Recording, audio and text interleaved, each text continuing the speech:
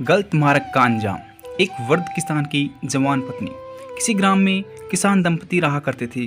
किसान तो वृद्ध था पर उसकी पत्नी युवती थी। अपने पति से संतुष्ट न रहने के कारण किसान की पत्नी सदा परपुरुष की टोह में रहती थी।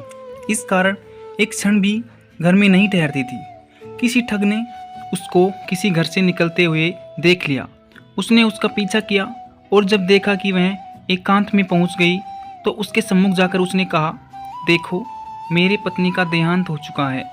मैं तुम पर अनुरक्त हूँ, मेरे साथ चलो। वह बोली, यदि ऐसी ही बात है तो मेरे पति के पास बहुत सा धन है।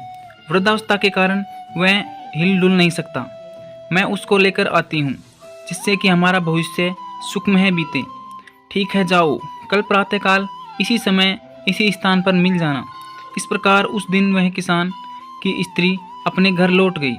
रात होने पर जब उसका पति सो गया तो उसने अपने पति का धन समेटा और उसे लेकर प्रातःकाल उस स्थान पर जा पहुंची। दोनों वहां से चल दिए। दोनों अपने ग्राम से बहुत दूर निकल आए थे कि तभी मार्ग में एक गहरी नदी आ गई।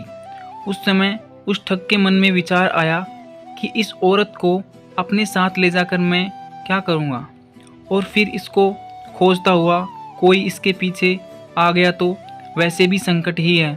अतः किसी प्रकार इससे सारा धन हत्या कर अपना पिंड छुड़ाना चाहिए।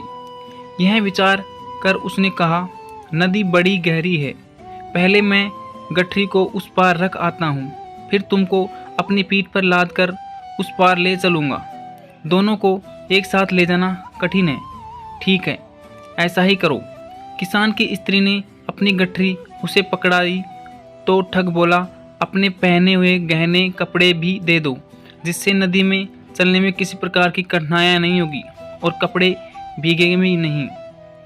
उसने वैसा ही किया। उन्हें लेकर ठग नदी के उस पार गया तो फिर लौटकर आया ही नहीं।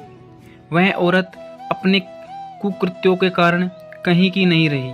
इसलिए कहते हैं कि अपने हित के लिए गलत कर्मों का मार्ग नहीं अपनाना चाहिए।